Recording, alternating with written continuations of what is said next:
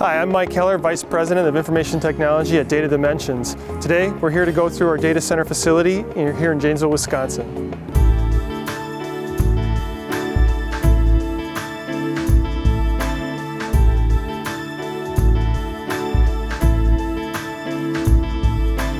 This is a multi-use facility. As you can see in the background, there's a clerical sort process taking place. The building is 22,000 square feet in size. Of that, 2,500 square feet is dedicated to the data center space. We're now in the basement of the facility where we have two 250 kilowatt generators. These are set up in a lead lag functionality where one operates as the primary, kicking in after 10 seconds a loss of utility power. The second will then fire online if the first fails within a minute and a half. We have 4 hours of runtime in the base of each unit. We have 1 week of runtime in 1,500 gallons of diesel fuel externally to the building. We also have contracts with vendors to resupply us with diesel fuel in the event of a major catastrophe. We're still in the basement of the facility, and below the data center here is where we provide the chilled water. Chilled water is essential in order to keep your components cool inside your data center.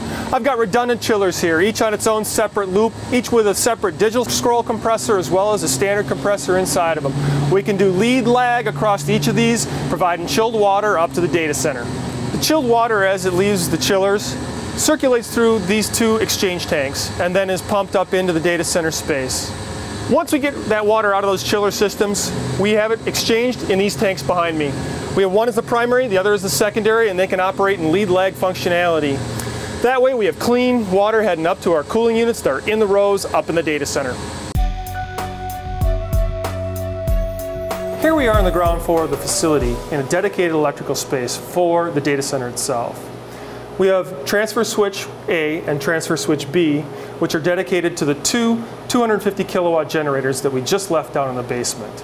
These control those generators in the event of a power failure, switching over from lead and lag, as well as in the event of an interruption of power from the utility. We're still in that electrical room, and this is one of the points of entry for our internet service providers. We have redundant fiber capabilities from multiple providers. This one heads out the north end of the building and to the east. Not only do we provide conditioned power to the data center itself, we also monitor utility power coming into the building and to our UPS systems. For power systems in the data center, we use APC infrastructure. This 80 kilowatt UPS unit is constructed of N+1 architecture. Any single component failure does not cause a disruption in service. This unit is located in the electrical room. It supplies power to the left half of every single rack. We have a redundant system in the same N+1 architecture inside the data center, providing power to the right hand of every rack.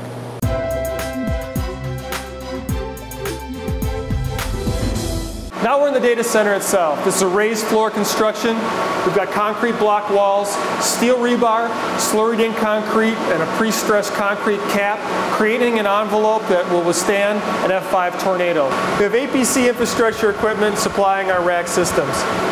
Cooling is provided through in-row cooling, where it draws hot air out of the aisle, out into the open space where it's chilled. Our storage is from NetApp. This primary storage is fiber channel based, supporting our HP C7000 blade systems. Networking is through Cisco and our LAN switches.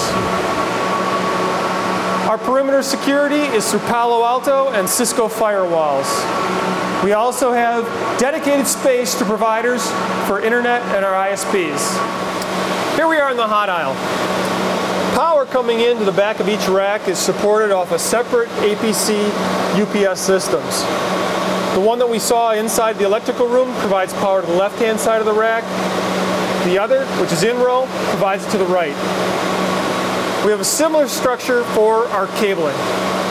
Data connections are primary in red, secondary is in whites, managements are blues, blacks are for storage. This provides redundant capabilities as far as connectivity for all systems within the space. These outlets can be controlled and monitored for amperage and voltage external to the data center itself. We can even provide clients with the ability to remote power on, power off an individual device. Here in ILA, we have another APC infrastructure system. N+1 technology with battery support for the right-hand side PDU and the back end of every rack. That concludes the tour of our data center. If you need any more information about our facilities or the services that we provide within it, you can contact us on the web. We're Data Dimensions, driven by people, powered by technology.